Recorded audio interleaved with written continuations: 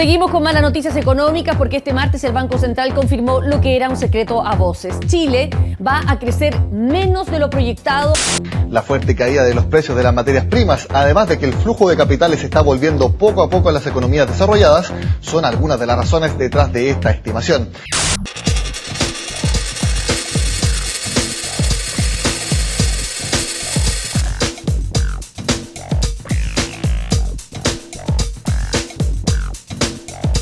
Cuando uno hace un análisis respecto del estado de la situación económica actual que tiene el país, uno inevitablemente hace contrastes temporales, ¿no? Uno hace dos tipos de relaciones. Por un lado, la relación temporal, cómo estábamos nosotros hoy respecto de hace unos años atrás, y también el contraste espacial, ¿no? Cómo están otros respecto de cómo está evolucionando nuestra economía.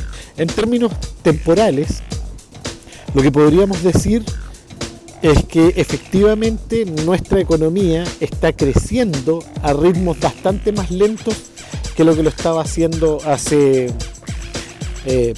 4 años atrás, 5 años atrás. Ya teníamos antes tasas de crecimiento del 5%, hoy estamos en el orden del 2%, en un escenario bastante optimista.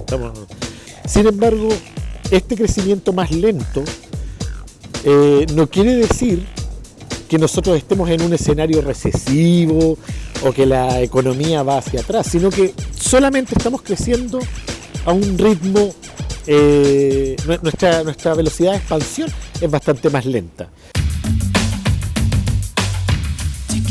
Me parece que es una exageración de que la economía mundial está en crisis.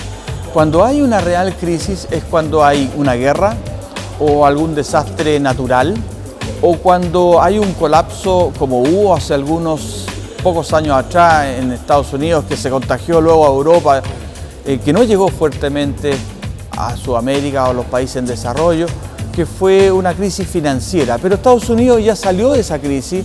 De hecho, hoy día el gran temor que hay es que Estados Unidos vuelva a normalizar las tasas de interés.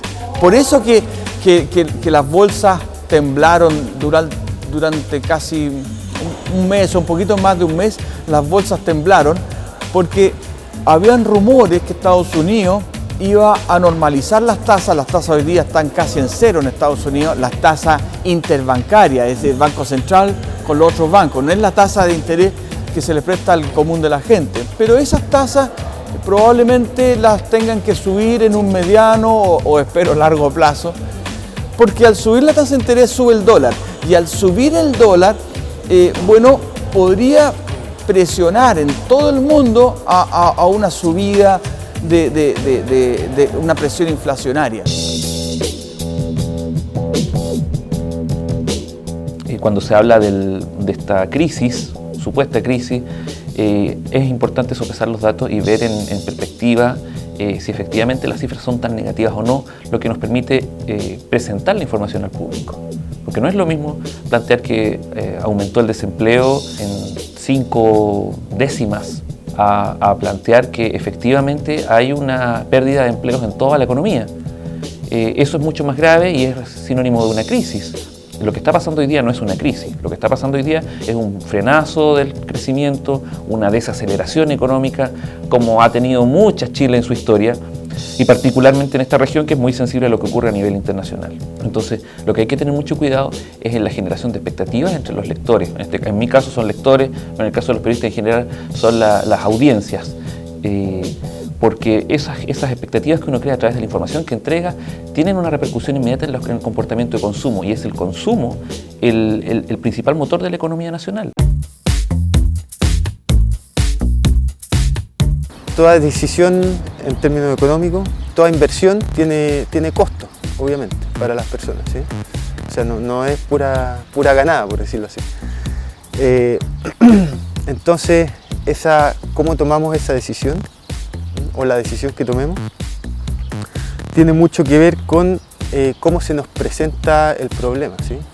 O sea, dónde está puesto el énfasis, ¿sí? Desde qué punto de vista vamos a analizar una situación. Si vamos a destacar los aspectos más riesgosos de una decisión o si vamos a destacar los mayores beneficios, ¿sí?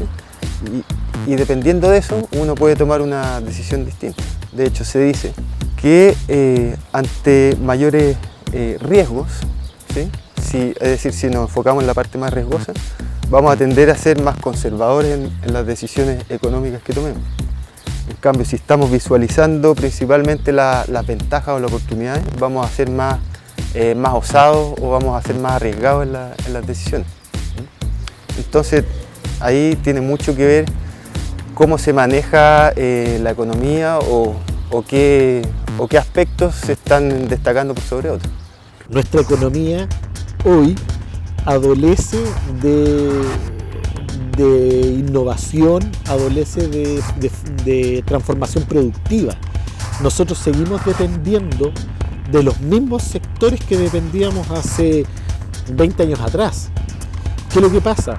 Que nuestras cadenas productivas ya se encuentran en esa perspectiva, ya son bastante maduras y por lo tanto uno no podría esperar a que estas cadenas productivas que ya son bastante maduras nos generen los ritmos de crecimiento que nos generaban cuando estaban recién empezando, recién integrándose en la economía internacional. Estas cadenas también son fuertemente automatizadas producto del avance tecnológico, por lo tanto no nos genera el nivel de empleo que nos generaba hace 20 años atrás.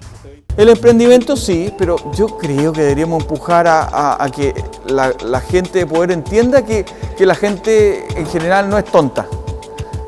No me asusten más con estas crisis, sino que bájenme el impuesto a la canasta básica, sino que, oye, busquemos sistemas más eficientes de transporte y no me cobren tanto en las carreteras. Las carreteras son carísimas, no me cobren tantas tasas de interés.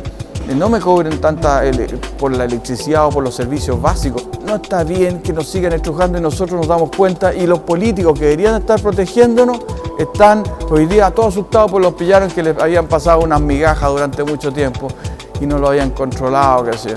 La economía es normal, estas vaivenes, pero no hay nada de fondo. Cuando hay algo de fondo, por favor, dame la oportunidad, yo te aviso. A mí me preocupa la especulación que se veía en el mercado cambiario. Por ejemplo, lo que está ocurriendo con el precio del dólar.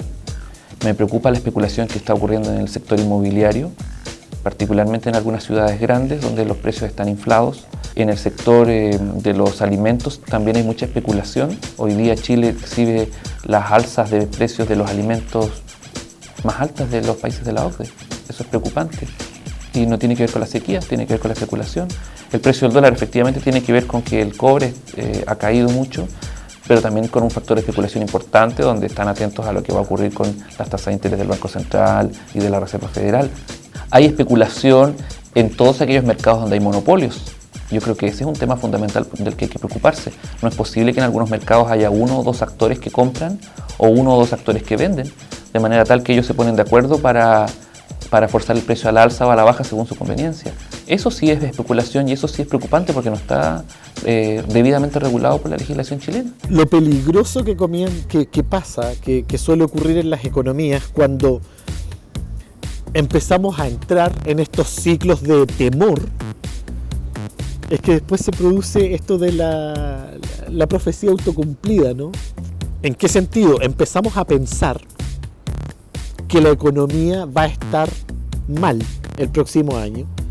Entonces, cuando esto ya se hace común en el ambiente social, evidentemente los inversionistas, nadie va a querer invertir si es que estamos todos diciendo que la economía va a venir mal el próximo año. Entonces, aquí se comienza a generar un ciclo que se retroalimenta por distintas vías. Si decimos que la economía va a venir muy mal el próximo año, es altamente probable que nosotros consumamos menos. Porque digamos, mira, ¿sabes qué?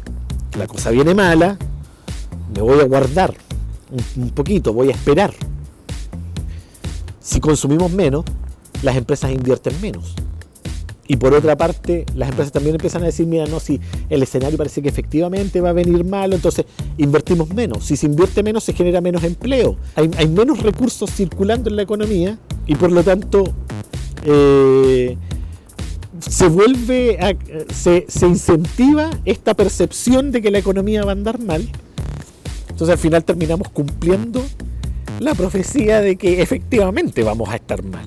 En términos concretos, el cobre en Chile, que es la variable o materia prima más importante, está en $2.44 la libra. Este precio hace más de 100 años que no estábamos en estos precios. Mira, el promedio de 100 años, el precio del cobre está de 100 años, es de 70 centavos la libra, estamos en 2.44.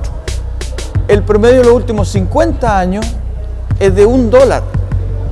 O sea, nunca en Chile ha habido tanta plata, nunca. Es tan así que los fondos de pensiones en Chile están reventando de plata. Por eso, y esto es normal, si esto no es nada atípico. ¿Qué pasa cuando en una economía pobre se llena de plata de forma brusca? Los que tienen algún tipo de poder van a tratar de agarrar la mayor cantidad o porcentaje de la torta. ¿Y qué es lo que estamos viendo? Eso se anticipó años, 5 años atrás, o 8 años atrás. ¿Quién va a agarrar la mayor porcentaje de la torta? Las empresas que controlan en Chile son 10 familias y le van a dar dinero al que le tengan que dar y van a coimear, como lo han hecho, no lo digo yo, lo dice la justicia, de izquierda, de derecha, de arriba, de abajo, de esta religión, de la otra religión, del que creen en el diablo, a todos le van a repartir plata como Sokimich, para que sigan teniendo estos beneficios que al final han causado el problema central de la economía chilena. No es el crecimiento el problema de la economía chilena. Vamos a crecer un 2%, un 2,5%, sí. El problema es la distribución de la riqueza. La economía nacional funciona en buena medida por las exportaciones. Cerca de un 50% de la economía se mueve por las exportaciones, pero otro 50% se mueve por la demanda agregada, que es la demanda de los consumidores nacionales. Si nosotros a través de la información le estamos entregando datos negativos sobre el comportamiento de la economía, es lógico que la gente postergue decisiones de inversión, postergue decisiones de endeudamiento y por lo tanto consuma menos. Si la gente consume menos, naturalmente que la economía va a andar más lenta. Es un círculo que puede ser virtuoso en la medida que nosotros entreguemos información que contribuya a generar buenas expectativas, pero también puede ser un círculo vicioso. Pienso que tiene que ver con ciertos modelos, ciertos imaginarios que nos hemos apropiado, ¿sí? Y en nuestra sociedad yo creo que está muy presente el tema del consumo, ¿sí? Cómo se asimila a cierto estándar de bienestar o incluso al sentimiento más subjetivo de felicidad, ¿sí? El hecho de tener pertenencias materiales como en nuestra sociedad muchas veces se considera como felicidad. Y eso yo creo que está muy relacionado con la depresión. En el fondo, las reformas que se están planteando en Chile son necesarias, de acuerdo al nivel de desarrollo que Chile ha ido llevando.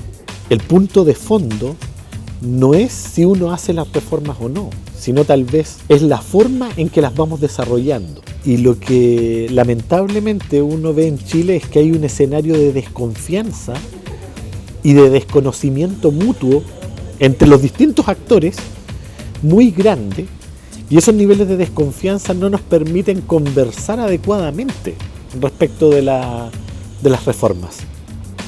Si nosotros tuviéramos espacio para conversar adecuadamente, tuviéramos escenarios de confianza mutua más desarrollada, la incertidumbre que generan los momentos de cambio sería bastante menor. Entonces, ¿qué es conveniente plantear frente a los escenarios de reforma? Incrementar la participación ciudadana, mientras más personas en el país puedan discutir, puedan acceder a los espacios de conversación respecto de cómo se construyen las reformas. Por un lado, vamos a construir mejores reformas más inclusivas, y por otra parte, esta incertidumbre de qué va a hacer el otro también se nos va a ir mitigando bastante.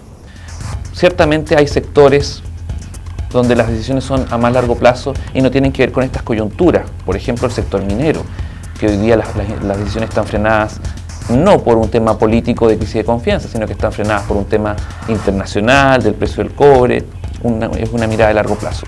Pero hay otras inversiones que están frenadas hoy día porque los empresarios están a la espera de saber qué va a pasar efectivamente con la reforma laboral, cómo va a quedar esa reforma laboral, cuánto poder van a tener los sindicatos una vez aprobada y promulgada esa ley. También están esperando saber qué va a pasar con la Constitución.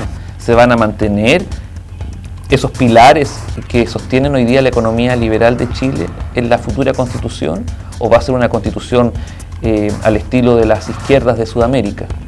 Ese es un temor, y es un temor fundado que tienen muchos empresarios. En el sector agrícola están esperando a ver qué va a pasar con el Código de Aguas. El Código de Aguas, la reforma que se quiere implementar es revolucionaria desde el punto de vista del poder o del rol activo que tendría el Estado después de muchos años en que las aguas se han manejado de acuerdo al mercado con una mínima regulación por parte del Estado. En la medida que se vayan despejando esas dudas por parte de los inversionistas, se van a poder concretar esas inversiones. Porque efectivamente hoy día, si el país está creciendo poco, es por la caída brusca de la tasa de inversión. Si se despejan las dudas, si hubiese mayores certezas respecto de las regulaciones, no le quepa duda que los inversionistas van a apostar por sus inversiones, porque al final son ellos los que ganan. Lo que yo estoy diciendo es que los caudales de agua que están entrando a Chile, a la gente le llega en una gota exigua. No es un problema de mayor caudal. Los millonarios y el Estado y los poderosos quieren que se aumente el caudal, pero porque van a llevarlo todo a su estanque. La población no le va a afectar un crecimiento del 3,5 versus un 2,5. No le va a afectar en nada. Los van a asustar, sí, pero no les va a afectar. El tema central no es generar más riqueza, el tema central es distribuirla más. En los escenarios de cambio, en los escenarios de reforma, es natural que se genere un cierto elemento de incertidumbre. Sin embargo, esto no nos debe llevar a pensar que no podemos reformar nada. Porque si fuese así, en ningún momento sería un buen momento para hacer cambios, ¿ya? Porque de manera natural el ser humano, siempre hablamos de que es importante el cambio, de que es importante, pero en general no estamos bien preparados ni bien equipados para afrontar el cambio, ¿ya? Entonces, en esa perspectiva, cuando uno ve las reformas que se están planteando en Chile, uno llega a la conclusión que sí son absolutamente necesarias, ¿ya? La educación en Chile no podía seguir de la forma en que la estábamos llevando. La desigualdad en la distribución del ingreso no podía seguir de la forma en que lo teníamos, ni por razones estratégicas, ni tampoco por razones valóricas. Lo que hay que entender es que hay indicadores que se rigen de acuerdo al comportamiento de los precios, al comportamiento de los consumidores, y donde la presidenta no tiene nada que hacer. Por lo tanto, en algunos casos me parece bastante injusto achacarle al gobierno la responsabilidad de la desaceleración económica. Sí me parece justo achacarle al gobierno la responsabilidad por la crisis de confianza, porque esa crisis de confianza está teniendo un efecto en el desarrollo de inversiones. Pudiera ser que algunos asocien el frenazo de la inversión con los intereses de algunos empresarios por boicotear este gobierno y boicotear el desarrollo de estas reformas. Pero también es justo entender que los empresarios, para invertir, necesitan certezas.